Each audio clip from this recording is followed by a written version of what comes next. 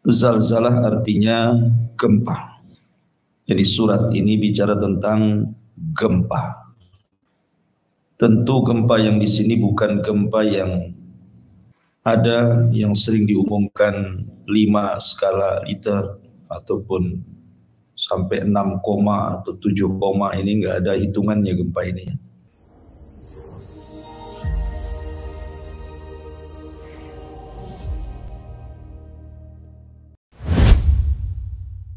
Bismillahirrahmanirrahim.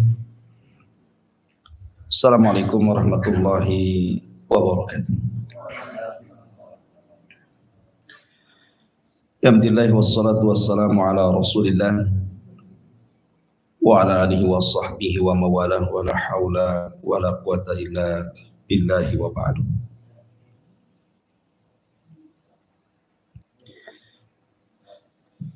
Baik, kita lanjutkan kajian kita, masih membahas tafsir daripada juz amma,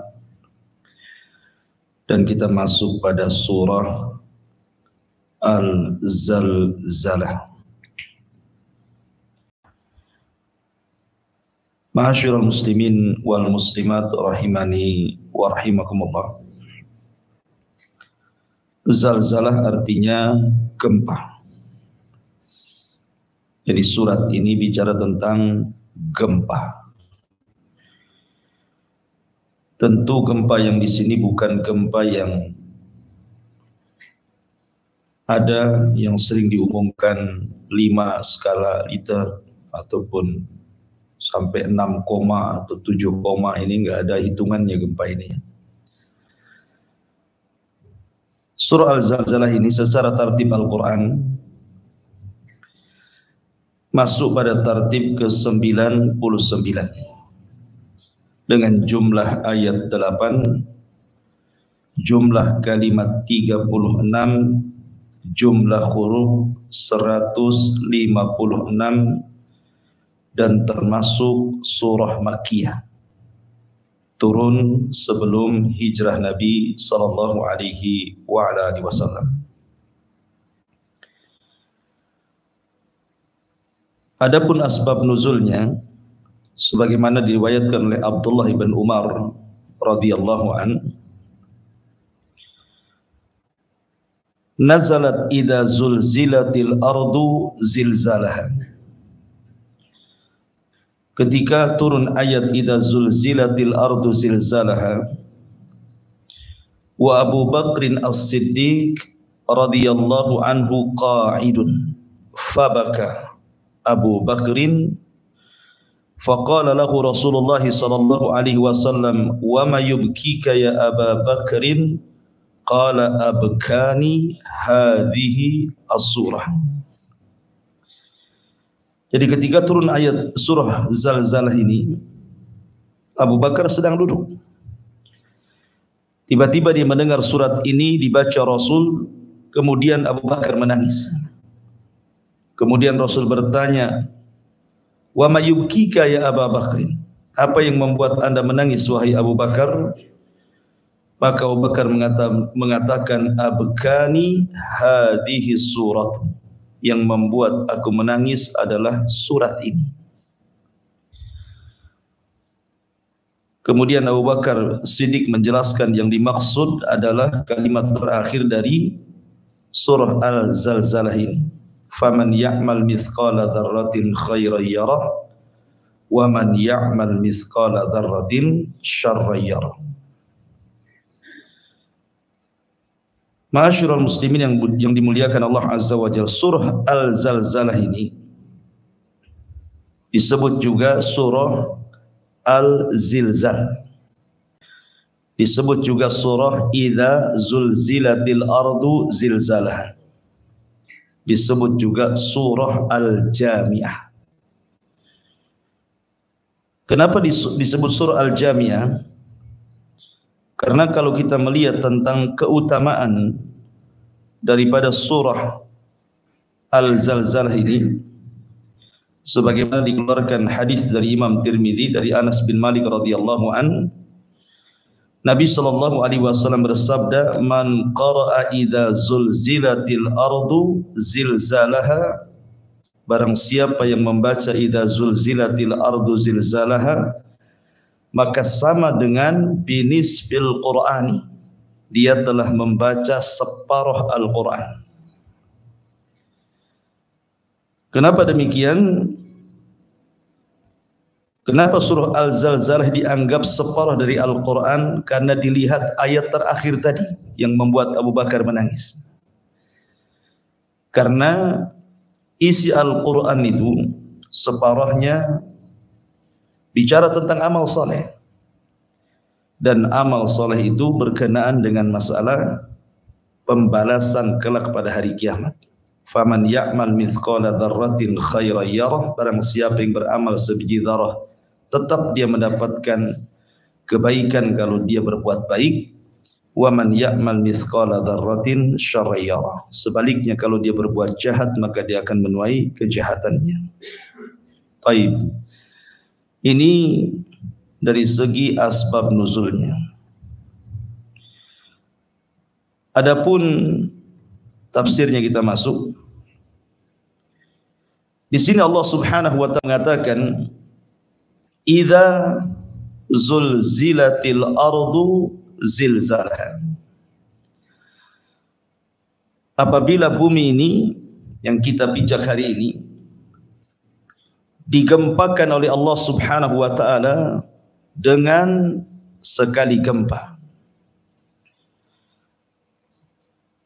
Kalimat zilzalaha di sini dalam bahasa Arab namanya idhafah. Mudhaf, mudhaf ilaih. Kalimat ha ini kembali kepada bumi. Zilzalaha, ha itu artinya bumi di sini.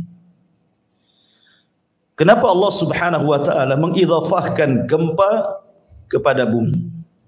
Kenapa Allah tidak katakan idza zulzilatil ardu zilzalan? Kenapa mesti zilzalaha?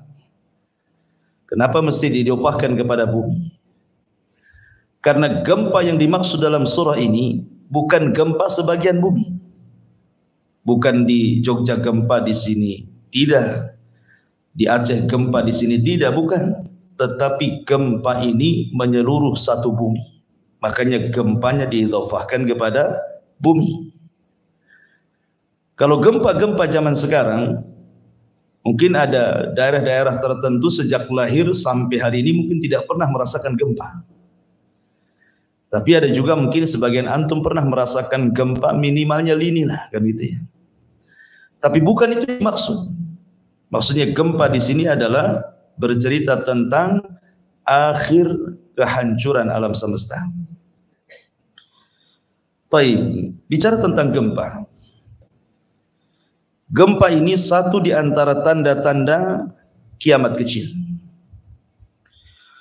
Dan itu disebutkan dalam hadis Nabi sallallahu alaihi wasallam, la taqumus sa'atu hatta yuqbadal ilmu. Tidak akan tegak hari kiamat sampai ilmu dicabut. Wa taqsuruz zalazil, dan akan banyak gempa di sana dan di sini.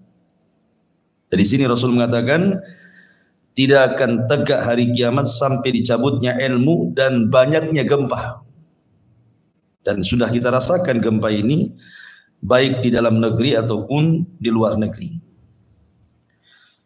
Bahkan hadis yang sangat masyhur dari Abdullah ibn Hawalah al-Ajdi.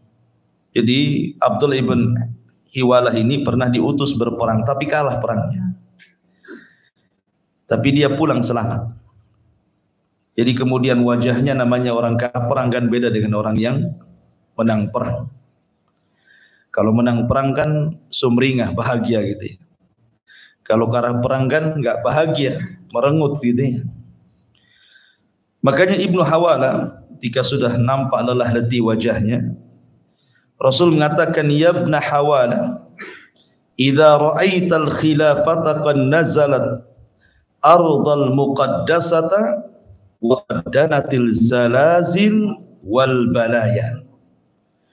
Wahai Ibnu Hawala, apabila engkau sudah melihat kelak kekhilafahan tegak di bumi Baitul Maqdis, maka telah datanglah masa-masa gempa.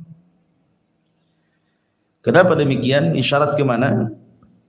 Ke hadis Nabi SAW ketika Nabi SAW bicara tentang tentara yang hendak membunuh Al-Mahdi. Jadi nanti dari Syam itu akan ada tentara besar membawa bendera hitam. Ketika mendengar pembaiatan Imam Mahdi di rukun Ka'bah, maka orang-orang ini tidak suka. Akhirnya mereka pun bergerak pasukan besar ini dari Syam menuju Mekah. Masalahnya ketika sampai di sebuah tempat antara Mekah dan Madinah, tiba-tiba kemudian Allah Subhanahu wa taala gempakan bumi dan semua pasukan ini masuk ke dalam tanah. Termasuk orang-orang yang lalu lalang di situ yang tidak ada niat untuk memerangi Al-Mahdi. Sehingga Aisyah radhiyallahu anha bertanya kepada Rasulullah, "Ya Rasulullah, okelah tentara-tentara yang hendak menyerang Al-Mahdi digempakan kemudian diperosokkan ke dalam bumi. Lalu bagaimana dengan orang yang lalu lalang hanya untuk berniaga, tidak ikut dalam pasukan itu?" Maka Nabi SAW mengatakan, "Yub'atsuna yaumal qiyamati ala niyati." Mereka akan dibangkitkan pada hari kiamat sesuai dengan niat-niat mereka. Dari sini menunjukkan bahwa gempa itu tanda di antara tanda-tanda kiamat kecil. Bahkan juga masuk pada tanda-tanda kiamat besar. Ketika Nabi SAW bersabda tentang 3 arah gempa, kata Nabi SAW, "Innaha lan taquma sa'atu hatta tarau qablaha asyra ayat." Sesungguhnya kiamat tidak mungkin tegak sampai kalian melihat 10 tanda-tanda kiamat besar. Kemudian Nabi SAW menyebutkan secara acak dukhan, kemudian dajjal, kemudian dabbatul ardh, kemudian tulu'us syamsi min maghribiha, kemudian nuzul Isa bin Maryam, kemudian Ya'juj wa Ma'juj, kemudian salah satu khusuf. Ini yang dimaksud salah satu khusuf di sini. Terjadi 3 gempa besar yang bukan merobohkan satu daerah, satu negara bisa dirobohkan. Pertama dari arah timur, kedua dari arah barat, dan yang terakhir di Jazirah Arab. Baru keluar api dari perut Aden menggiring manusia ke negeri Syam. Para ulama menggolongkan hadis ini 10 tanda-tanda sebelum terjadinya kiamat, maksudnya tanda-tanda alamat saatil kubra, tanda-tanda alamat kiamat besar. Jadi gempa ini masuk pada tanda-tanda alamat kiamat kecil dan juga masuk pada tanda-tanda kiamat besar. Ya. Ma'asyiral muslimin yang dimuliakan Allah Subhanahu wa taala. Dan gempa juga bukan menimpa umat sekarang saja. Sekarang sering kita mendengar pemberitaan sana gempa, sini gempa. Barusan saja di mana NTT juga gempa gitu ya. Gempa ini juga berlaku kepada umat-umat sebelum Islam. Dan itu digambarkan dalam surah Al-Ankabut ayat 40. Allah mengatakan fakullan akhadna bi dzambihi faminhum man arsalna alaihi hasiban wa minhum man akhadhu sayhatu wa minhum man khasafna bihil arda wa minhum man aghraqna wa ma kana Allahu liyadlimahum walakin kanu anfusahum yadlimun. Maka semua akan dibalas karena dosa-dosa mereka. Di antara mereka ada yang dihujani batu seperti kaum Lut gitu ya. Di antara mereka ada yang kemudian mati karena teriakan Jibril, soihah, seperti kaum Samud gitu ya. Kemudian di antara mereka ada yang kami khasafna bihil ardh, gempakan bumi sehingga kemudian mereka terperosok ke dalam bumi seperti kisah Qarun gitu ya. Kemudian dan di antara mereka ada yang kami tenggelamkan seperti Fir'aun dan bala tentara, dan Allah tidak pernah mendolimi mereka. Merekalah yang melakukan kezaliman kepada diri mereka sendiri. Al-Ankabut ayat 40. Artinya bahwa gempa ini juga terjadi kepada umat sebelum kita, bahkan lebih dahsyat lagi. Karena di zaman dulu sebelum Islam, Kalau Allah Subhanahu wa taala mengirim azab itu tidak akan disisakan satu jiwa pun kecuali dimusnahkan. Kecuali diselamatkan orang-orang yang beriman saja. Tetapi gempa-gempa di zaman sekarang atau azab-azab yang lainnya yang Allah Subhanahu wa taala turunkan, maka Allah Subhanahu wa taala tidak mengazab umat ini sebagaimana umat sebelumnya. Kenapa? Karena bentuk rahmat diutusnya Nabi. Wa ma arsalnaka illa rahmatan lil alamin. Salah satu bentuk rahmat Rasul diutus kepada orang kafir. Jadi orang kafir pun mendapatkan rahmat dari diutusnya Nabi. Bentuknya apa? Mereka tidak diazab seperti azab yang pernah ditimpakan kepada sebelum Islam. Karena dulu kalau kafir habis, nggak tersisa, gitu ya. Nggak ada ceritanya orang kafir hidup di zaman dulu. Kalau sudah Allah turunkan azab itu. Tetapi di zaman sekarang kan tidak, ya kan, bahkan yang mati orang Islam pula kan. Baik. Tetapi yang dimaksud ayat ini idza zulzilatil ardu zilzalaha, ini bukan bicara tentang tanda-tanda kiamat kecil, bukan pula bicara tanda-tanda kiamat besar. Tapi ini bicara soal kiamat. Ini sudah lasnya bumi gitu ya. Ini bicara tentang nihayatul alam, akhir daripada usia bumi dan langit. Ketika Allah mengatakan idza zulzilatil ardu zilzalaha, apabila Allah gempakan bumi ini sekali gempa. Kenapa demikian? Karena ketika Allah Subhanahu wa taala, lalu apa alasannya kemudian Allah Subhanahu wa taala menggempakan satu bumi itu? Tidak lain dan bukan karena kemurkaan.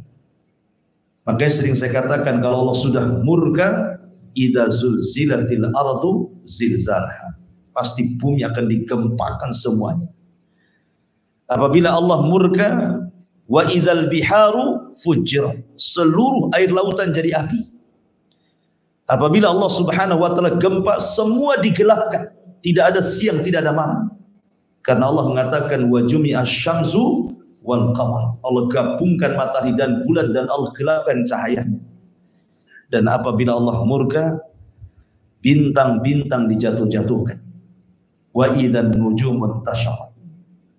Dan apabila Allah Subhanahu wa taala murka, semua dihancurkan dan semua dimatikan. Mau malaikatnya, mau jinnya, mau manusianya, semua. Dan apabila Allah murka, Jahannam pun akan didatangkan. Waji'a bi jahannam yauma idzin. Hari itu Allah datangkan Jahannam ke hadapan manusia. Jadi terjadinya gempa alam semesta ini dikarenakan murkanya Allah. Makanya gempa ini tidak akan dirasakan bagi orang-orang yang beriman, tetapi hanya dirasakan orang-orang kafir saja.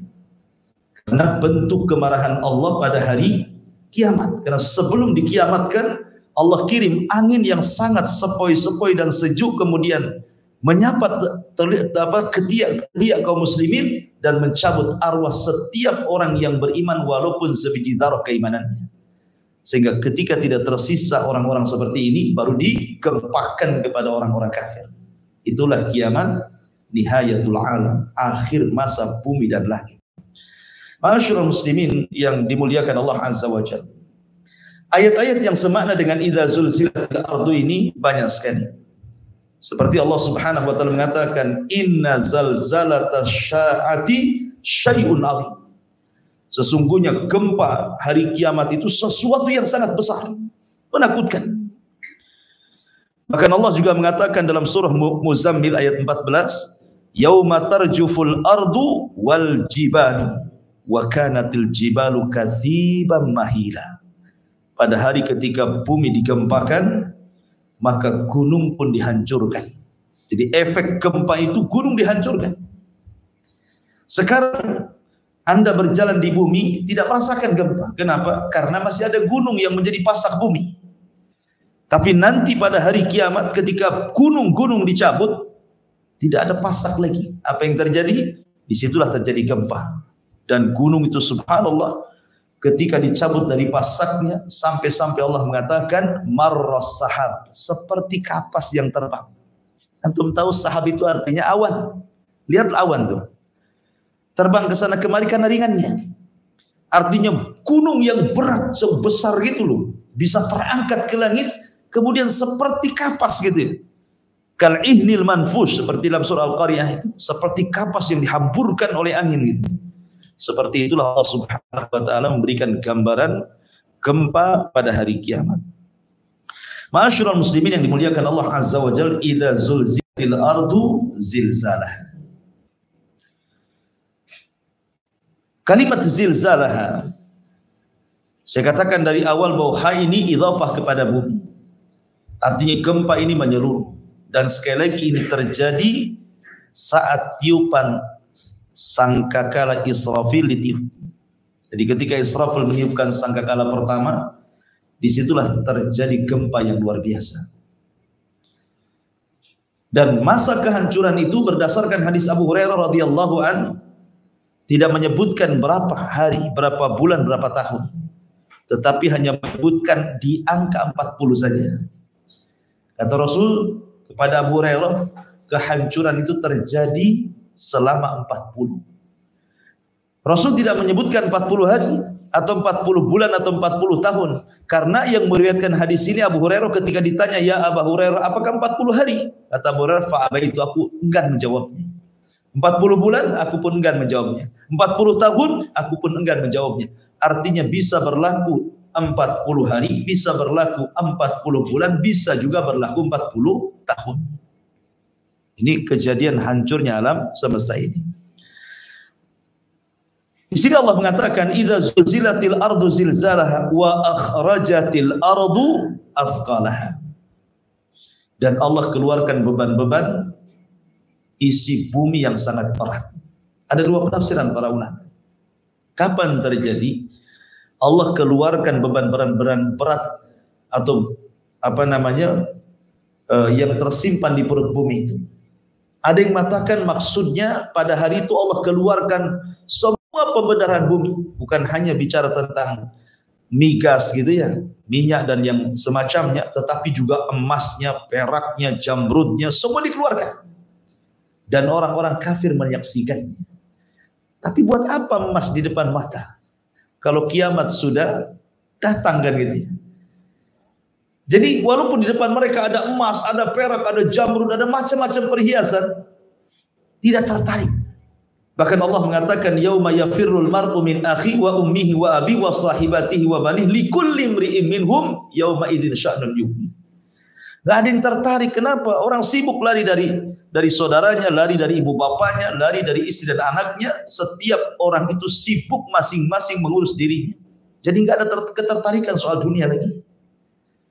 Ada juga yang mengatakan wa akhrajatil ardu athqalah ini pada tiupan sangkakala kedua, yang disebut dengan yaumul ba'tsi wan nusyur, hari kebangkitan manusia. Disitulah Allah keluarkan beban-beban berat. Maksudnya berat di sini artinya jasad-jasad manusia yang terkubur sejak zaman Adam sampai yang terakhir mati. Akhrajatil ardu, bumi mengeluarkannya. Semua dikeluarkan, dihidupkan kembali. Anda bisa bayangkan jasad sebanyak itu. Kemudian Allah katakan wa idzan nufusu zuwijat, apabila jiwa-jiwa disatukan kembali dengan rohnya. Itulah makna idza wa akhrajatil ardu athqalaha. Kemudian Allah mengatakan wa qala al insanu ma laha. Kalimat al insan di sini apabila disebut kalimat insan dalam Al-Qur'an konotasinya buruk. Seperti innal insana lafi khusrin. Innal insana khuliqa halu'a. Ya. Termasuk juga di sini wa qala al insanu ma laha. Maksudnya yang berteriak ini bukan orang-orang yang beriman, tetapi orang-orang kafir berteriak. Malaha, ada apa ini? Kalau dibawa kepada tiupan pertama, maka mereka mengatakan seperti ini karena dahsyatnya kiamat. Tetapi kalau dimaksud adalah tiupan yang kedua, kata-kata malaha, maka kebingungan orang-orang kafir. Kenapa? Karena ketika mereka dibangkitkan tidak ada maklam lagi di bumi. Maksudnya tidak ada alamat di bumi. Kalau sekarang ada alamat, ada bangunan, ada jalan raya, ada RT, RW, lurah, kecamatan, kan itu kan ada alamatnya gitu. Tetapi nanti pada hari kiamat, setelah tiupan sangkakala yang kedua, bumi ini rata, tidak ada gunung, tidak ada bukit, tidak ada lembah, tidak ada yang meninggi, tidak ada yang merendah, semua rata. Itu yang dimaksud tidak ada alamat lagi. Sehingga tidak bisa mengenali tanah saya di mana, kapling tanah saya di mana, rumah saya di mana. Gak bisa dikenali lagi karena semua sama. Ya. Dan ini di hari yang sangat mengerikan, ikhwatu fiddin yang dimuliakan Allah Subhanahu wa taala, wa akhrajatil ardu athqalaha wa qala al insanu ma laha. Dalam surah Yasin, kata-kata al-insan adalah ya wailana man ba'atsana min marqadina hadza. Dalam surah Yasin mentafsirkan kalimat malaha. Ya. Apa arti malaha di sini? Maksudnya orang kafir mengatakan ya wailana man ba'atsana min marqadina. Duhai celaka, siapa yang membangkitkan kami setelah tidur-tidur kami? Kenapa? Karena saat terjadi kiamat terputuslah azab kubur. Jadi dari tiupan pertama ke kedua itu sudah tidak ada azab kubur lagi. Di mana ruh kemudian kalau dia seorang yang beriman diletakkan, kemudian kalau dia orang kafir diletakkan di sijil, dan badan jasad mereka dihancurkan kecuali tulang ekornya saja. Karena dari tulang ekorlah manusia dibangkitkan pada hari kiamat. Ya. Jadi surah Yasin menegaskan kalimat wa qalal insanu ma laha.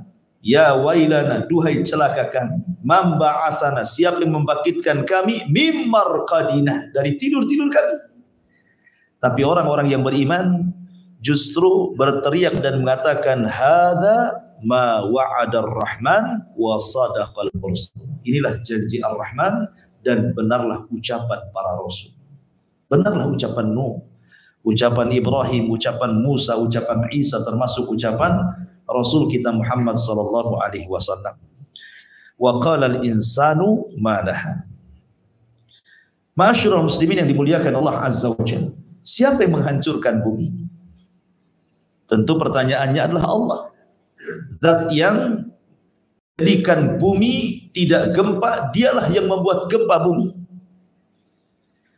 Dan Allah Subhanahu wa taala ketika menjelaskan dan menciptakan langit dan bumi fi sittati ayyam, pada 6 hari, dimulai dari hari Ahad dan diakhiri di hari Jumat, Allah menciptakan langit dan bumi. Kemudian tsummastawa 'alal 'arsy. Kemudian setelah itu Allah Subhanahu wa taala istiwa di atas arsy. Ya. Kemudian Allah Subhanahu wa taala berfirman kepada langit dan bumi dan mengatakan i'tiya tau'an au karha. Datanglah kepadaku wahai langit, wahai bumi, suka atau tidak suka. Qalata ataina ta'in. Maka bumi dan langit mengatakan, maka atas perintah apapun yang kau perintah. Artinya kapanpun Allah Subhanahu wa taala memerintahkan langit untuk digulung, maka langit sudah siap. Ataupun Allah memerintahkan kepada bumi untuk gempa, maka kapanpun bumi sudah siap. Karena kedua makhluk ini tidak bermaksiat kepada Allah Azza wa Jalla, baik langit ataupun bumi. Ingat kisah Qarun. Ketika Qarun memfitnah Nabi Musa dengan seorang wanita pelacur. Jadi Qarun ini hasadnya luar biasa kepada Musa. Karena Bani Israel menghormati Nabi Musa, padahal dia tidak kaya. Sementara dia kekayaannya luar biasa, tetapi Bani Israel tidak menghargai dia. Sehingga hasadnya kepada Musa itu luar biasa. Jadi Allah Subhanahu wa taala ketika menceritakan tentang kisah Qarun, Qarun ini menyewa seorang pelacur untuk memfitnah Musa. Sini kamu, saya bayar sekian, nanti saya akan isukan kau berzina dengan Musa, kemudian kau hamil, biar orang tahu siapa sebenarnya Musa. Karena isu-isu soal perempuan kalau itu terkena kepada orang alim, itu langsung terjun payung itu. Nggak ada lagi cerita dihormati orang, ya kan? Ingat kasus yang lagi viral itu ya, 21 di Rogol bahasanya gitu ya, sampai subhanallah dihujat satu Indonesia. Kalau lihat YouTube tuh komennya ndak ada yang positif, semua negatif. Kalau soal kehormatan itu, ya berat jadi ustadz itu. Ya. Ma'asyiral muslimin yang dimuliakan Allah Azza wa Jalla. Akhirnya ketika manusia berkumpul tuh, Qarun datang dengan wanita itu. Kemudian di hadapan Nabi Musa ngomong sama wanita itu, ngomong cepat ngomong. bahwa engkau telah berzinah dengan Musa dan kau hamil. Wanita ini ketika di hadapan manusia, di hadapannya Musa, di hadapannya Qarun, di depannya orang ramai, jadi wajah dia sekali-kali melihat Nabi Allah Musa, sekali-kali melihat Qarun. Sehingga dia tidak tega melihat Nabi Musa, apalagi wajah Musa ini memiliki karisma. Ketika dia hendak memfitnah Musa, dah jadi. Tidak mau dia. Justru dia mengatakan sesungguhnya Qarun yang telah membayarku untuk mengatakan bahwa aku berzina dengan engkau hai Musa. Wow, orang-orang jadi ramai lah jadinya kan. Karena wanita ini tidak mau masalahnya mengaku. Oh, Musa emosi lah kan gitu. Akhirnya Musa pun mula'ana, saling melaknat antara Qarun dan Musa. Tapi Qarun pun melaknat Nabi Musa. Macam mana dia melaknat nabinya? Laknatnya tidak akan diterima oleh Allah Subhanahu wa taala. Dari situlah maka Musa berdoa kepada Allah dan Allah katakan kepada Musa, "Ya Musa, perintahkan bumi karena aku sudah perintahkan dia untuk menuruti kata-katamu." Dari situlah Musa alaihi salatu wassalam mengatakan kepada bumi, "Ya arda ibla'i," kata Musa, "wahai bumi, telan orang ini." Ketika Musa ngomong begitu saja, langsung gempa bumi terbelah. Anehnya, tidak langsung terperosok. Termasuk rumah-rumahnya, gudang-gudang kekayaannya. Ketika Qarun masuk ke tanah, ketika sampai di pusar, tidak langsung amblas. Rumahnya juga sama, mengikuti segitu. Kenapa tidak langsung saja dimasukkan ke bumi? Supaya manusia melihat bagaimana Allah Subhanahu wa taala mengadab. Sebab kalau langsung terproses saja hilang Qarun kan, manusia tidak bisa melihat kan. Jadi manusia biar melihat bagaimana azab Allah kepada Qarun. Banyak orang yang hendak menolong Qarun tetapi tidak bisa mendekat karena buminya kemudian malah mengejar orang yang menolongnya. Jadi takut orang-orang sehingga melihat dari kejauhan saja.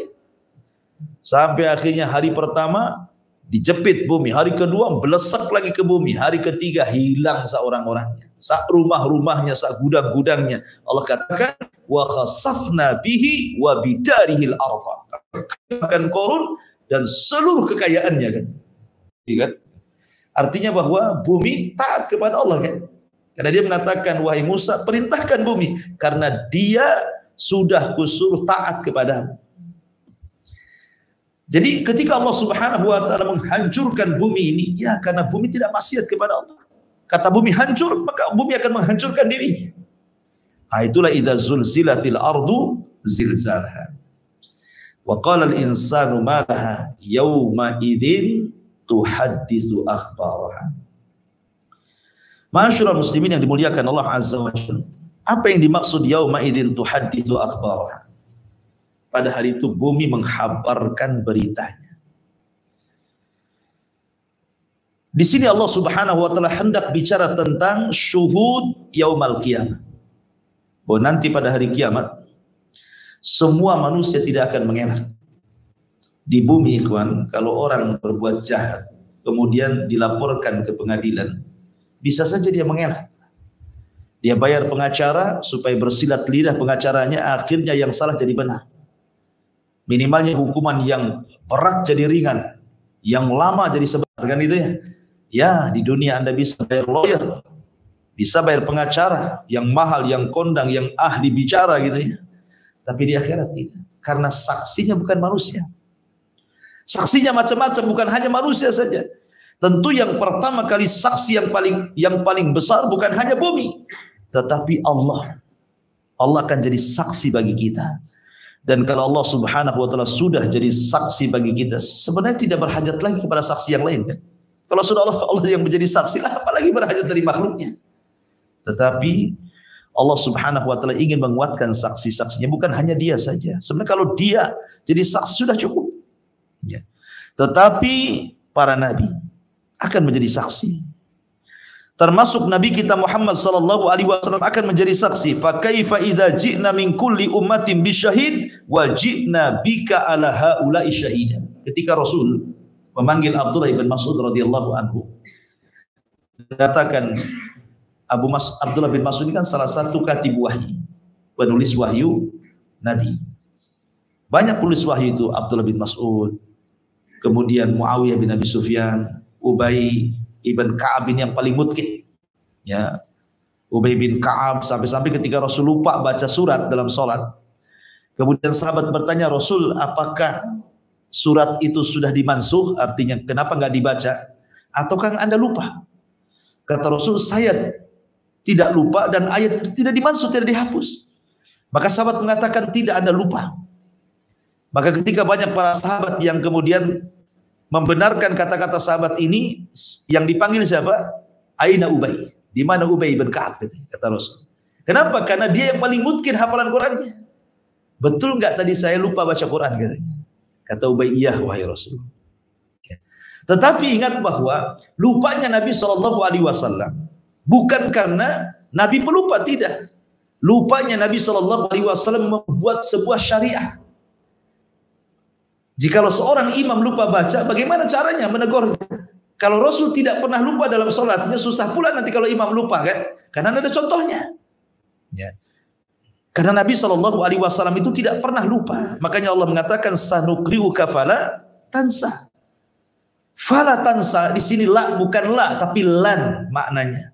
Kalau mau diganti sanukri'uka fala, la di sini lan artinya. Lan tansa dengan la tansa beda. Kalau la itu jangan lupa, tapi lan tidak lupa, gitu maksudnya. Karena ketika Jibril membacakan ayat apabila memberikan wahyu kepada Rasul, maka Rasul itu saking takut lupa, kalau Jibril membaca dia ikut baca.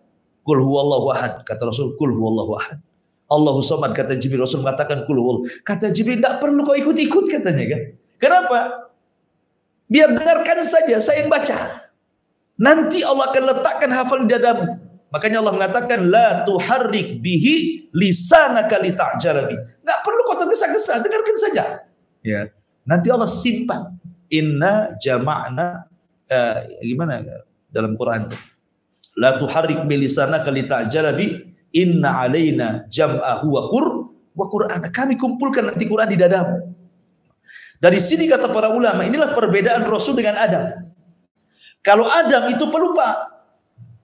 Adam diajarkan wa 'allama Adam al-asma'a kullah. Semua nama-nama diajarkan sama Adam, termasuk soal halal dan haram, termasuk juga pohon yang tidak boleh didekati. Tetapi Adam lupa, dekat pula sama pohon itu karena was-was syaitan. Makanlah buah khuldi, keluar dia dari surga. Gitu ya. Dia lupa sama pohon itu. Nah, dari situlah keturunan disebut al-insan, manusia karena pelupa. Ya. Tapi Rasul tidak. Kalaupun seandainya ada ayat yang tidak lupa dibaca Rasul, boleh jadi ayat itu dimansuh, manansakh min ayatin aw nunsiha na'ti bi khairi minha aw mithliha, ataupun memang lupa karena sebuah syariat untuk nanti dijadikan percontohan kepada umatnya. Antara itu saja. Tapi Rasul tidak pernah lupa. Rasul itu kuat hafalannya. Ma'asyiral muslimin yang dimuliakan Allah Subhanahu wa taala. Jadi yang jadi saksi adalah Allah, para nabi, termasuk Nabi sallallahu alaihi wasallam. Ketika Abdullah bin Mas'ud yang mengatakan, wahai Abdullah bin Mas'ud, bacakan kepadaku. Abdullah bin Mas'ud, Rasul, Quran itu turun kepadamu, apa yang pula aku baca, gitu ya. Tapi dari sini faedahnya, terkadang orang mendengar lebih tergerak hatinya dibandingkan membaca, kan gitu. Terkadang ada orang mendengar Quran bisa nangis, bisa tobat, gitu ya. Kalau baca sendiri kadang nggak ada apa baru, ya kadang-kadang. Ya mungkin merasa suaranya grebek, nggak jelas mungkin ya. Kalau yang baca ini suaranya sudah surem, kalau antum serem. Bukan surem, serem antum. Intinya bahwa ketika Rasul meminta dibacakan, Abdullah bin Mas'ud padahal enggak mau, tetapi akhirnya dia pun membacakan surah Nisa sampai kepada ayat ini. Fa kaifa idza ji'na min kulli ummatin bisyahid wa ji'na bika ala haula'i syahida. Kata Rasul, cukup. Kata Abdullah bin Mas'ud, aku melihat air mata keluar dari kedua mata Rasul membasahi janggutnya. Fa kaifa idza ji'na, bagaimana kalau seandainya kami datangkan pada tiap-tiap umat ini saksi dari kalangan para nabi, dan engkau wahai Muhammad jadi saksi mereka. Jadi begini, nabi dijadikan saksi bagi umatnya, tetapi Rasul dijadikan saksi bagi nabinya. Karena nanti setiap nabi itu akan datangkan di hadapan umatnya. Kemudian Allah akan mengatakan kepada umatnya, betulkah nabimu sudah menyampaikan risalahnya? Contohnya Nuh. Hei Nuh, kamu sini. Kumpulkan umatnya Nuh. Maka Allah akan mengatakan kepada umatnya Nuh, hei umat Nuh, betul enggak Nuh sudah menyampaikan risalah kepada kalian? Maka umatnya yang kafir mengatakan berdusta, tidak pernah katanya. Maka Allah mengatakan, ya Nuh, lihat, kau belum pernah menyampaikan risalahku kepada mereka. Buktinya mereka mengatakan tidak pernah. Ada enggak saksi yang membuktikan bahwa engkau menyampaikan risalahnya? Kata Nuh, ada. Dipanggillah Nabi SAW. Bayangkan jarak Nuh kepada Nabi ini enggak ketemu. Maka Allah mengatakan, ya Muhammad, kau mau jadi saksi Nuh SAW? Ya. Bagaimana engkau bersaksi sementara hidupmu dengan zaman Nabi Nuh itu berbeda jauh? Kau tidak hadir di situ. Maka Rasul mengatakan, ya, walaupun aku tidak hadir di zaman itu, tetapi yang mengatakan Nuh sudah menyampaikan risalah kepada umatnya adalah dirimu. Kemudian Rasul membacakan Al-Quran. Quran yang menghabarkan bahwa Nuh sudah menyampaikan risalah.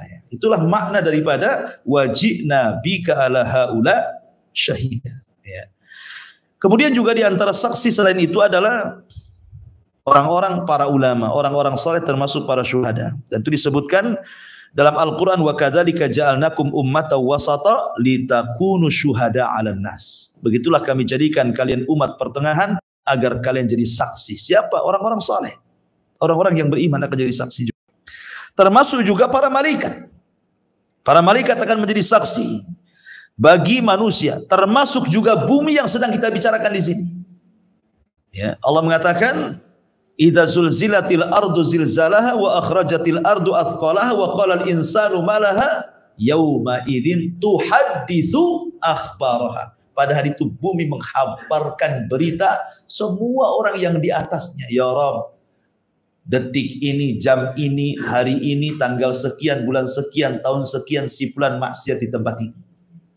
Disebutkan satu-satu sama bumi itu. Miliaran manusia itu disebutkan satu-satu, dibayangkan. Anda bisa mengelak kemana? Oh, kita ini menginjak bumi. Ya. Kalau siapapun yang menginjak bumi, pasti bumi akan bersaksi tentang perbuatan kita. Dan ketika itu manusia tidak akan lari, tidak mungkin berdusta, karena saksinya langsung bumi. Yauma idzin tuhadditsu akhbaraha. Termasuk juga zaman waktu akan jadi saksi. Termasuk Al-Quran akan jadi saksi. Termasuk juga yang akan menjadi saksi adalah anggota badan kita sendiri. Kulit ini akan bersaksi untuk kita sendiri.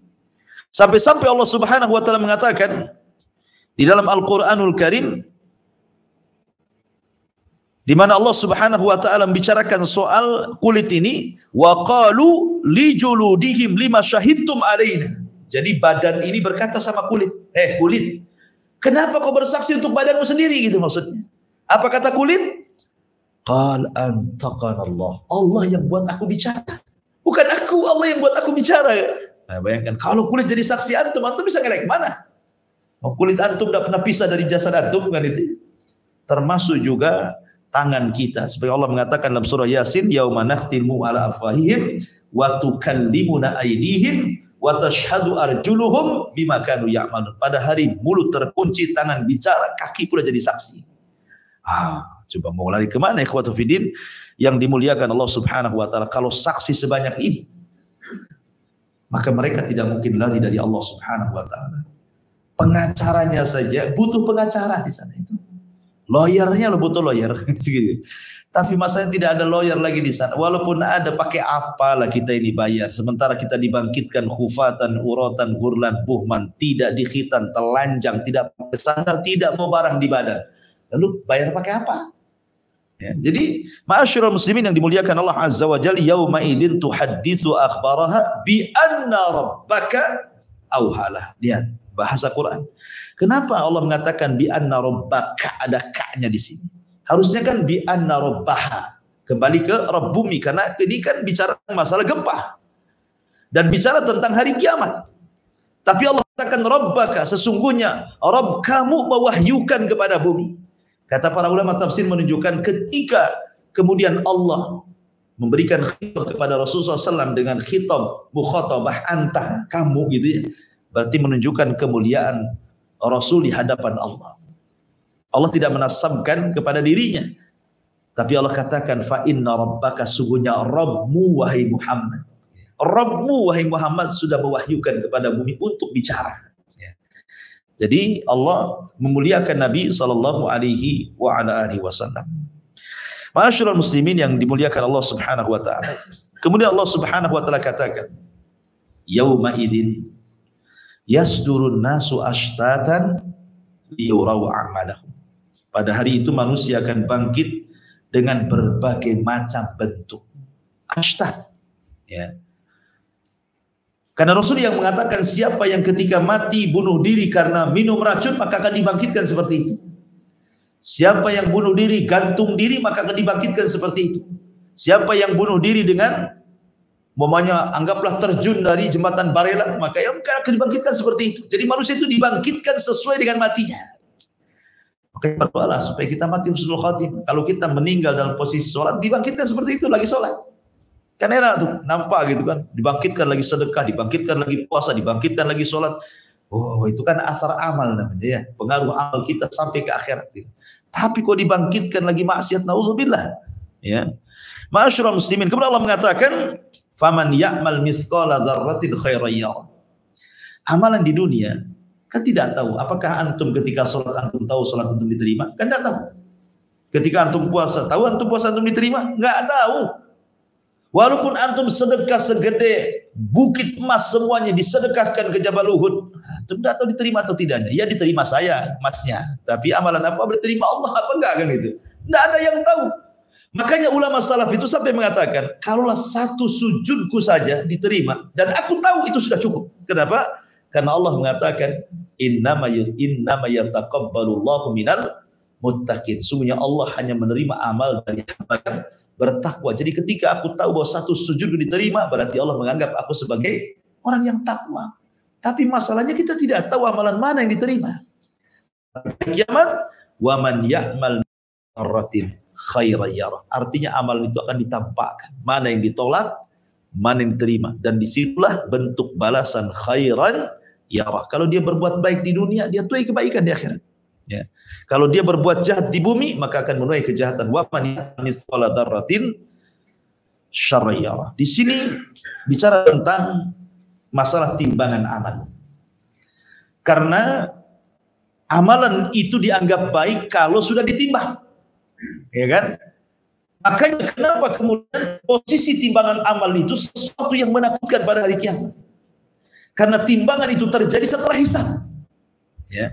Jadi hisab dulu, di antara hisab ini diterbangkan catatan, ada yang mengambil tangan kanan, tangan kiri di belakang ini, kemudian juga ditampakkan amalannya di bumi seperti hadis 3 orang yang pertama kali disentuh api neraka, dipanggil orang yang ahli Quran, ditampakkan pahalanya. Dulu kau di bumi seperti ini, ditampakkan kayak layar tancap tuh ketika dia ngaji di mana, diundang di mana, ditampakkan semuanya, disebut ardul amal namanya, tampakkan amalannya.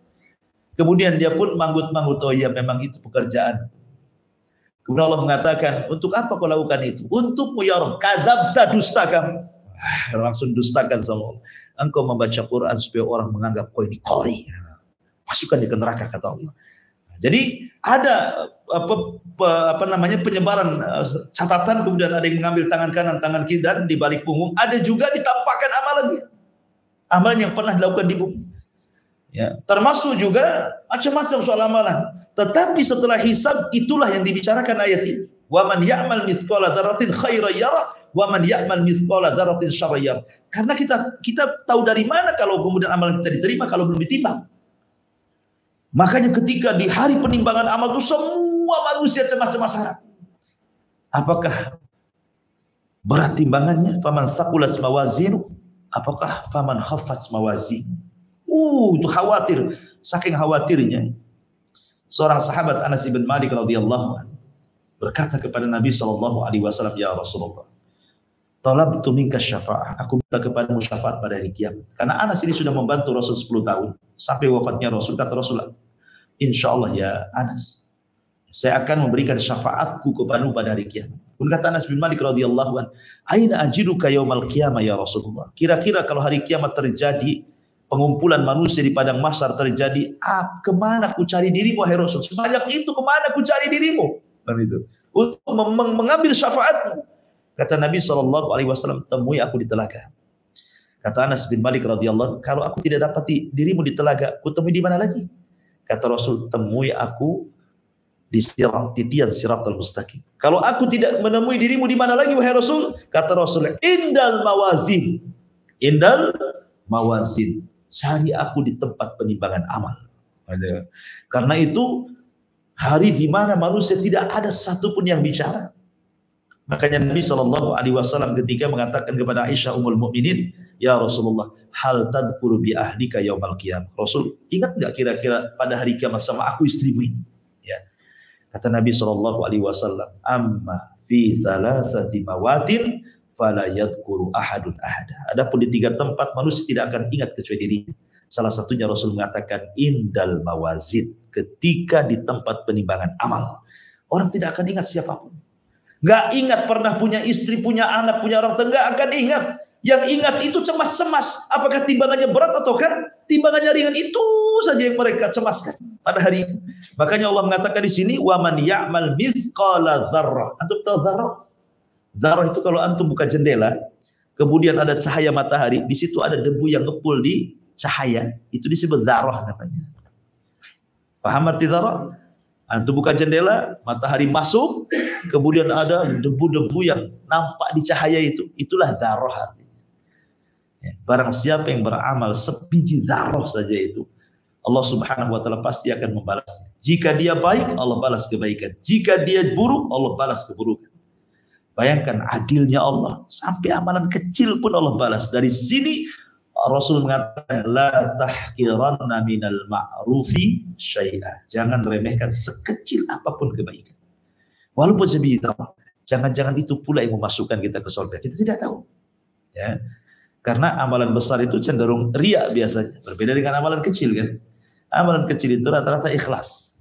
Sangat ikhlas. Antum sedekah 1000 hari ini, antum lupa besok itu. Antum sedekah 100 juta setahun kemudian masih ingat. Ya, saya pernah nyumbang Jabal Uhud 100 juta. Masih ingat antum kan. Diingat-ingat kalau amalan besar itu.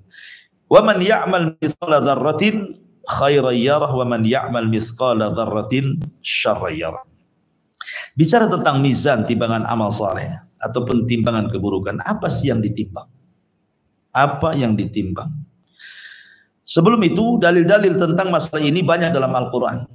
Seperti Allah Subhanahu wa taala mengatakan, wa nadha'ul mawazinal qist, dan kami tancapkan timbangan-timbangan keadilan. Kemudian juga Allah mengatakan wal waznu yauma idil haq, dan timbangan pada hari kiamat itu kebenaran adanya. Kemudian juga Nabi SAW ketika bicara tentang kedua betis Abdullah bin Mas'ud. Jadi Abdullah bin Mas'ud itu kan kurus sekali. Naik dia ke pohon kurma, datang angin, jubahnya tersingkap, betisnya kurus seolah-olah daging melipat kulit saja. Daging melipat tulang, saking kurusnya. Sahabat nengok, tertawalah sahabat nih. Oh, rupanya betisnya kecil katanya. Rasul datang marah, la tasubbu saqaihi Abdullah bin Mas'ud. Jangan kau celah dua betisnya Abdullah bin Mas'ud, kata Rasul. Sebab kalau dua betis itu ditimbang dan satunya gunung Uhud, masih berat dua betisnya dibandingkan gunung Uhud itu katanya. Menunjukkan bahwa di sini ada timbangan, ya kan? Rasul menetapkan adanya timbangan. Termasuk juga hadis yang ma'ruf lah. Kalimatani khafifatani ala lisani thaqilatani fil mizani. Habibatani ala rahman subhanallah bihamdihi subhanallahil azim. Dua kalimat ringan di lisan tapi berat dalam timbangan. Dicintai Ar-Rahman subhanallah bihamdihi subhanallahil azim. Ini juga dalil tentang adanya timbangan, ya. Lalu apa yang ditimbang? Sebagian para ulama mengatakan yang ditimbang adalah innal ladzi yuzan fi dzalikal yaum al-a'mal nafsuha wa annaha tujsamu wa tudau fil mizan. Jadi pada hari itu yang ditimbang adalah amalannya, dan amalan itu akan dibentuk dengan bentuk yang sangat indah dulu, dijasadkan dulu amalannya itu. Kalau amalan di dunia kan susah mau membentuk jasad gitu ya. Namanya seseorang ikhlas, menggambarkan ikhlas seperti apa kan enggak tahu. Ya kan? Ikhlas itu seperti apa? Bulatkah, lonjongkah, segitiga kah? Enggak tahu kita membayangkan ikhlas seperti apa kan? Ikhlas amalan hati. Ya. Tapi nanti di akhirat nih amalan-amalan yang tidak bisa dibentuk di dunia Allah bentuk tuh, dijasadkan kemudian ditimbang. Itu maksudnya. Sebab kalau tidak ada jasadnya cuma ditimbang kan? Harus dijasadkan dulu. Ya, amal solehnya dijasadkan, ikhlasnya dijasadkan dulu, kemudian takutnya dijasadkan dulu, harapnya dijasadkan dulu, cinta kepada dijasadkan dulu. Pokoknya amal-amal hati akan jadi jasad semuanya, baru ditimbang. Nah, gitu maksudnya. Ini sebagaimana Imam Al-Bukhari rahimahullahu taala ketika beliau membuat bab wa nadha'ul mawazin al-qistal liyaumil qiyamah, surah Al-Anbiya 43, kata Imam Bukhari, annal a'mal bani Adam wa qaulahum yuzan. Sesungguhnya amal-amal Bani Adam dan perkataan mereka akan ditimbang. Kemudian juga ulama mengatakan tujsad wa tuzan, dijadikan jasad dulu baru ditimbang, gitu ya. Jadi yang ditimbang ini kata para ulama ada 3. Pertama jasad, amal kita, badan kita. Kedua catatan kita. Kemudian yang ketiga amal kita. Amal, catatan, badan, 3-tiganya ditimbang pada hari kiamat, ya. Maka wa man ya'mal mithqala dzarratin khairan yarah wa man ya'mal mithqala dzarratin syarran yarah. Lalu apa hikmahnya? Kenapa ada timbangan? Pertama, hikmah ada timbangan itu. Pertama, zuhuru athari asma'illah wa sifati. Tampaknya pengaruh nama-nama Allah dan sifat-sifatnya. Apa nama-nama Allah, sifat-sifatnya? Allah itu alim, maha mengetahui. Antum mau maksiat di mana saja, Allah tahu. Kan itu ya. Allah itu maha tahu. Sehingga sekecil apapun maksiat yang manusia tidak tahu, tapi Allah tahu, tetap kena timbangan. Dan sifat alim adalah sifat Allah, nama Allah. Ya. Kemudian yang kedua, bayanu qudratihi ala hisabi khalqihi. Bahwa ini kekuasaan Allah, kesanggupan Allah menghisab semua makhluknya. Bayangkan makhluk itu banyak. Dari Adam sampai orang yang terakhir mati, dari jin yang pertama sampai jin yang terakhir, gitu ya. Berapa banyak itu? Tapi Allah qadir, mampu menghisab semuanya. Kemudian dan menimbang semuanya. Kemudian yang ketiga, idhar annahu la tasawa bainal muhsin wal musi. Ingat bahwa dengan beriman kepada mizan Allah hendak membedakan mana orang baik, mana orang jahat. Dengan apa? Dengan timbangan tadi. Kalau orang baik berat dia, karena timbangan di akhirat itu ke atas, bukan ke bawah. Ya, kalau timbangan dunia kan ke bawah, makin berat makin ke bawah kan. Kalau timbangan ke akhirat itu kalau berat ke atas dia, kalau kan ke bawah. Ya, kenapa? Karena surga itu darajat, naik, makin tinggi makin mulia, makin tinggi makin indah. Neraka makin bawah makin jelek, makin menakutkan, makin jahat. Gitu. Jadi timbangannya melesat ke atas. Tosat bihinna la ilaha illallah. Sebagaimana disebut tokoh. Ketika orang didatangkan 99 sijilat catatannya, kemudian dibacakan satu catatan, rupanya keburukannya sejauh mata memandang. Dia pun kemudian down, langsung putus asa. Tidak mungkin saya masuk surga, pasti aku masuk neraka. Kata Allah, tidak. Kau punya satu amalan yang bisa mengalahkan semuanya. Dikeluarkan kartu sakti, ditimbang rupanya, langsung melesat ke atas. Oh, satbihinna la ilaha illallah. Rupanya dia punya la ilaha illallah. Semua ringan, la ilaha illallah berat, langsung naik ke atas, gitu kan. Tauhid artinya, ya. Baik, kemudian juga yang keempat, farhatul mu'min wa haznul kafir. Dengan adanya timbangan biar orang yang beriman senang dan sedihnya bagi orang kafir. Di dunia orang kafir mentertawakan kita, tapi di akhirat kita yang mentertawakan orang kafir. Kemudian yang nomor 5, iqamatil mawazin. Fiha iqamatul hujjah. Dengan ditegakkan timbangan-timbangan itu untuk ditegakkan hujjah. Hujjah kita di hadapan Allah Subhanahu wa taala, dan ini juga menunjukkan keadilan Allah, ya, keadilan Allah Subhanahu wa taala. Lalu apa yang bisa meringankan amalan kita di bumi sehingga meringankan timbangan kita di akhirat dan tidak memberatkan? Pertama, riya. Riya ini bisa meringankan timbangan. Kita kan butuh berat timbangan, gitu ya. Lalu apa yang bisa meringankan timbangan? Pertama, riya. Karena Rasul mengatakan, inna akhwafa ma akhafu alaikum asyirkul asghar. Qalu wa ma asyirkul asghar? Qala ya Rasulullah. Qala riya. Yaqulullahu lahum yawmal qiyamah idza juzyan nasu bi a'malihim idhabu ila alladhina kuntum tura'una fid dunya ila akhir hadis. Di sini Rasul mengatakan, sesuatu yang paling aku takutkan menimpa kalian syirik kecil. Mereka mengatakan, apa itu syirik kecil Rasul? Kata Rasul, riya. Kemudian Allah berfirman kepada mereka, orang-orang yang riya pada hari kiamat, apabila manusia sedang ditimbang amalnya. Tengoklah Minta bantuan kepada orang atau manusia-manusia yang kodiai itu, bisa nggak nolong kamu? Nah, gitu ya. Ya, jadi yang pertama adalah riya. Itu bisa meringankan timbangan. Yang kedua, intihakul hurumat, dan ini yang sering terjadi. Merobek kehormatan diri. Di depan manusia kayaknya soleh, baik, bagus, pakai jubah, pakai gamis, pakai tasbih kemana-mana, kayak alim, kayak ulama. Rupanya ketika bersendirian, maksiat pula kepada Allah. Ambil handphone, buka-buka, gak jelas yang dibuka gitu kan. Maksiatlah di tengah-tengah ketika orang tidak tahu. Iya, manusia tidak tahu, Allah tahu. Justru ini penyakit yang paling bahaya kata Rasulullah.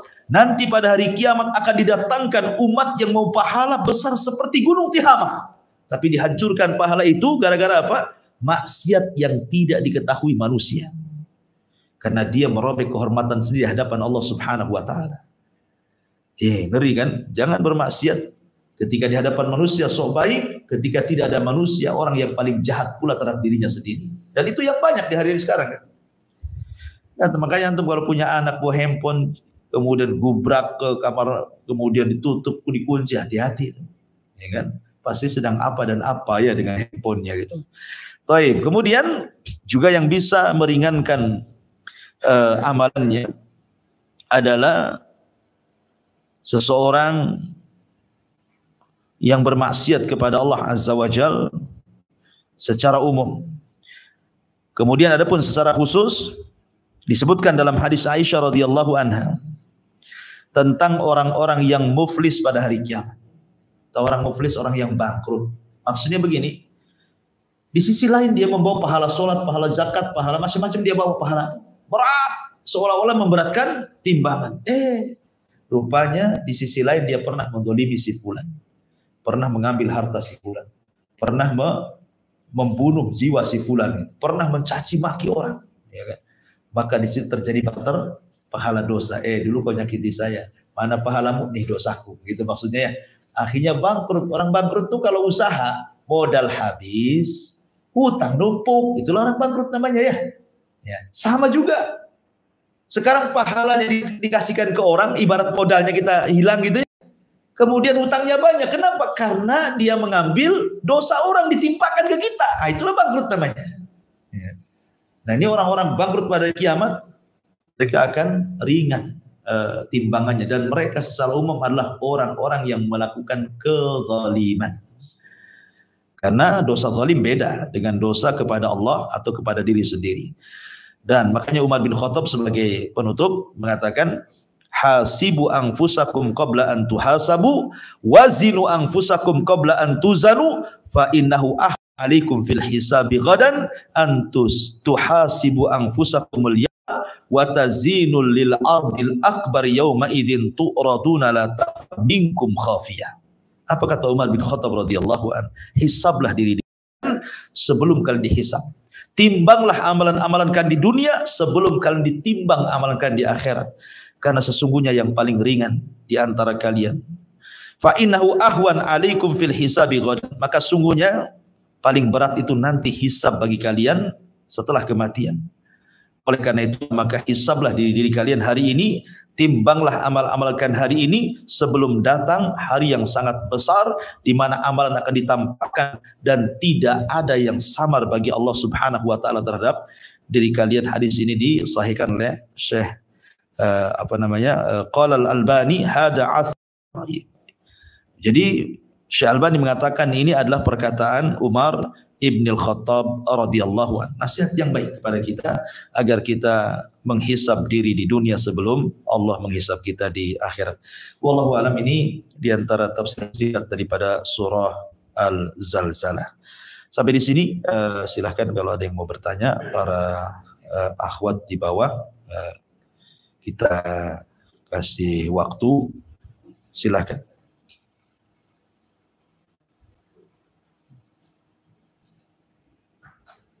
Baik. Ini di YouTube pun banyak komentar, mungkin yang menonton YouTube ya, nggak, silahkan ketik saja di kolom komentar ya. Saya kasih kesempatan untuk bertanya, silahkan. Taib khusus yang ikut pengajian di sini dari Ummu Hamam. Assalamualaikum Ustadz, apakah kalau dosa kita yang sudah diampuni oleh Allah nanti di akhirat akan tetap dosa-dosa itu akan diperlihatkan lagi kepada ukuran? Atas jawabannya Taib. Iya. Begini ya, semua akan dicatat. Contoh, saya contohkan saja. Bicara itu pertama ada yang bicara baik, yang kedua ada yang bicara buruk, yang ketiga ada bicara tidak terkandung baik, tidak terkandung buruk alias mubah, ya kan? Orang bicara itu kan antara tiga ini saja kan, bisa dia ngomong kotor, bisa dia ngomong baik, atau ngomong tidak ada kotor, tidak ada baik, mubah. Mau pergi kemana? Itu kan tidak berpahala kan? Tidak berdosa juga kan? Nanya gitu saja. Gimana kondisi antum? Ubah, ya kan? Nggak ada pahalanya, nggak ada dosanya. Kata para ulama semua akan dicatat. Mau yang buruk, mau yang baik, mau yang mubah, semua dicatat. Cuman bedanya, kalau yang baik dapat pahala, tetap akan dihisab.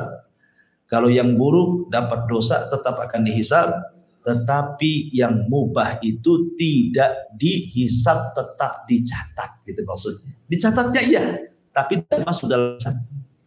Ya, begitu keterangan para ulama.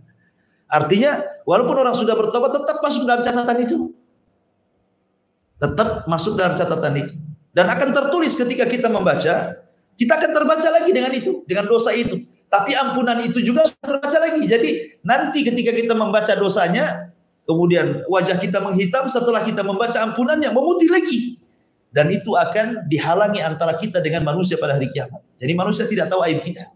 Kalau orang-orang yang bertobat, gimana? Di dunia saja Allah tutup aib kita, khususnya bagi orang yang bertobat, maka di akhirat pun sama. Makanya ada hadis yang mengatakan apa?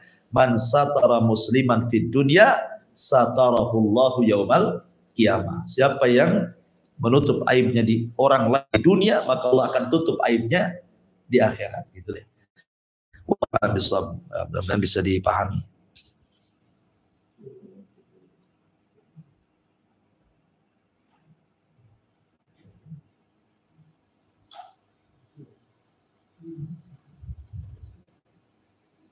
Ada lagi? Jadi kan mengatakan orang itu dibangkitkan bagaimana kalian waktu Wafat, iya. Katakan seorang itu sedang sholat wafat. Bagaimana dengan orang yang sholatnya itu ria gitu? Diwafatkan waktu sholat, apa dikatakan juga? Ya, akan dibangkitkan dia lagi sholat dengan ria, dan manusia tahu. Semua manusia akan dibangkitkan sesuai amalan dia. Kalau dia sedang sholat khusyuk, ya dibangkitkan dia sedang sholat khusyuk. Kalau dia sedang sholat ria, akan dibangkitkan dengan sholat ria, dan manusia melihatnya. Malu jadinya kita. Gitu. Semua mau bunuh diri, mau apa saja, semua dibangkitkan. Memang begitulah. Makanya kenapa juga ini supaya orang terdorong jangan sampai membiasakan dengan maksiat. Karena maksiat itu melahirkan maksiat yang lain. Maksiat yang lain melahirkan maksiat yang lain lagi. Maksiat yang lagi melahirkan maksiat, sehingga akan ditutup seperti itu. Makanya Allah mengatakan fasanu yassiruhu lil usra. Sudah Allah mudahkan jalan buruknya, dimudahkan lagi dia untuk melakukan keburukan sampai ditutup dengan seperti itu. Ya. Ibadah juga sama. Ibadah melahirkan ibadah yang lain, ibadah yang lain melahirkan ibadah yang lain, ibadah yang lain melahirkan begitu, dan dia akan ditutup dengan itu. Ya. Fasanu yassiruhu lil yusra. Yang satunya fasanu yassiruhu lil usra. Maka Allah mengatakan fa amman a'ta wattaqa wa saddaqa bil husna fasanu yassiruhu lil yusra wa amman bakhila wastagna wa kadzdzaba bil husna fasanu yassiruhu lil usra. Kan itu. Siapa yang beriman, fa amman a'ta, siapa yang memberi, dengan ilmunya dia beri, dengan hartanya dia beri, dengan pengetahuannya dia berinfak, dengan apa yang bisa infakkan dia infakkan, dengan jabatannya, dengan kepemimpinannya, dan begitu seterusnya. Kemudian wattaqa, atas dasar takwa, bukan riya. Wa saddaqa bil husna, kemudian dia membenarkan surga dan balasan pada hari kiamat. Maka Allah mengatakan fasanu yassiru, kami sudah mudahkan dia suka ibadah. Kami sudah mudahkan dia, sudah mudah ibadah. Salat mudah, puasa mudah, ini mudah. Maka Allah mudahkan lagi sampai ditutup seperti itu. Itu maksudnya. Nah, tapi wa amman bakhila wastagna, kalau dia bakhil pasti istagna, tidak butuh Allah. Ya kan? Seperti Qarun mengatakan innama utitu min ilmin ini, kekayaan ini datang dariku. Enggak disebut-sebut Allah sama sekali. Karena orang bakhil biasanya lupa Allah. Wa amman bakhila wastaghna wa kadzdzaba bil husna, mendustakan hari akhir. Orang bakhil biasanya ini penyakitnya dua. Satu, tidak butuh Allah. Yang kedua, tidak percaya kiamat. Itu orang bakhil. Dia merasa hartanya mengekalkan dirinya masalahnya. Seolah-olah nggak akan mati. Kalau orang kaya kan pikir mau mati nggak ada mati. Walaupun ngomong lisannya ngomong mati, nggak akan ke situ, itu lisannya saja. Tapi otak dan hatinya tetap dia akan hidup tuh. Seolah nggak akan mati. Karena orang mati itu tidak bisa diprediksi. Makanya sering saya katakan kalau antum lihat orang kecelakaan itu, kemudian mati di tempat, sebelum dia kecelakaan, dia tidak akan berpikir dia akan mati gara-gara itu kan? Nggak akan. Ya, ada orang mati tiba-tiba ketabrak langsung mati. Saya kira sebelum dia ketabrak nggak kepikiran kalau dia akan ketabrak. Kan gitu ya. Cuman Allah carikan sebab, begitu dia meninggal. Makanya kemudian Allah mengatakan wa amman bakhila wastaghna wa kadzdzaba bil husna fasanuyassiru. Sudah mudah dia maksiat itu. Allah mudahkan lagi biar ditutup dengan seperti itu. Gitu maksudnya. Makanya Allah mengatakan fa idza faragta fansab. Kalau kita sudah berhenti, selesai mengamalkan ibadah, cepat cari ibadah yang lain. Kalau selesai cepat cari ibadah yang lain, itu maknanya fa idza faragta fansab. Fansab itu cepat cari ibadah yang lain. Kalau sudah selesai, supaya kita terlahir ibadah diakhiri dengan ibadah juga. Makanya Imam Ibnu Qayyim mengatakan manusia itu pikun dan mati disesuaikan dengan kebiasaan sebelum pikun dan sebelum matinya.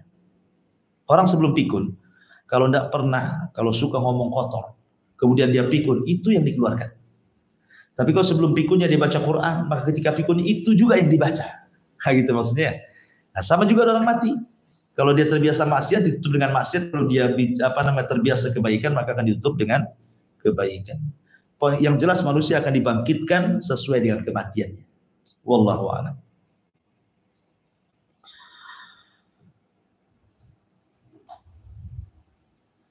Taib, saya kira cukup dari setengah 10 ya. Di luar masih hujan, masih hujan. Mau ditambah lagi ngantuk. Jadi kita cukupkan saja ya. Subhanaka wa bihamdika asyhadu an la ilaha illa anta astaghfiruka wa atubu ilaik. Allah ta'ala. Assalamualaikum warahmatullahi wabarakatuh. Intinya bahwa tolong berakhlak kepada Allah. Membahas tafsir dari surah Al-Imran. Lahirlah Imam Muslim, Abi Dawud, Tirmidzi, Ibnu Hibban. Jadi ketika Yunus alaihi salatu wassalam terkena undian itu,